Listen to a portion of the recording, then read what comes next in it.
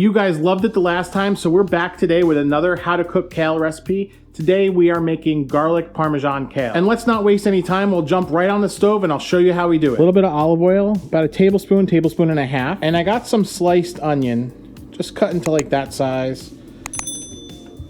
Right into the olive oil. Notice I have some minced garlic, a little bit of butter. We'll get back to that in just a second. Break up the onion and the olive oil. You want to cook this until soft. Help that along, pinch of salt. The salt's going to draw out a little bit of moisture. And you don't want any color on these onions. These are going to help flavor your kale. If you're wondering what we got going on here, we got some lentils cooking. That recipe's already up on the channel. Once we're at this stage, we're going to come in with our kale. Basically fill it up. This is going to cook down to nothing. I don't know, what's that? 4 or 5 cups. Give it a little mix. I'm gonna come in with my garlic at this stage. Now you notice I didn't saute the garlic. I want it to be a nice I want the garlic to cook along with the kale. I don't want it to like be bitter in the background or anything like that. Let's see, the kale's already cooking away. We're losing some bits. Let's pick them up if you want, or just clean them up later. Maybe later. At this stage, before your garlic starts to pick up any color, salt. Nice pinch. Not much. We're gonna go in with some Parmesan cheese. Chicken stock. I don't know, about half a cup. Just enough to get it started. And just mix. I'm actually gonna lid this up. Let that cook for 3 minutes, just like that. After that 2-3 minutes, you notice your kale is nice and tender.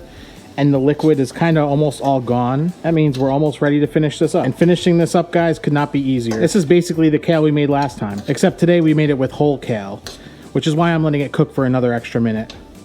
Because you see these stems, they could use a little extra cooking just to make them nice and tender. The leaves can withstand whatever you got to do to them. It smells amazing in here. At this point, kill the heat and we finish on the countertop. Once the kale is cooked, in the same pot, move it onto the counter on something heat-proof. You don't want to burn your counter, guys. Move all the kale to the side of the pan. What we're going to do is actually build like kind of like almost like an alfredo sauce in the middle of this. Add your butter to the pan. Add about 2 to 3 tablespoons of Parmesan cheese to the butter. And just mix it up until it's nice and homogeneous.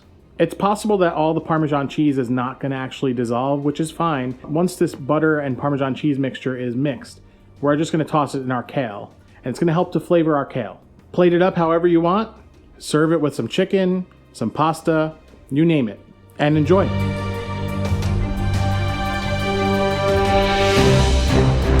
All right, let's see what we did here.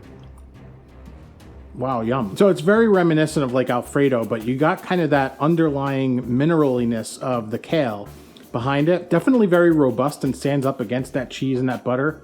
Absolutely amazing. You could sneak anything into kale and it's gonna be awesome, but garlic parm, come on guys. The garlic's got a nice bite to it too because we didn't actually cook it out. It's got kind of like, I don't wanna say raw garlic, but it's got like more of a snap than if you were to like caramelize the garlic. I gotta go in for more, guys.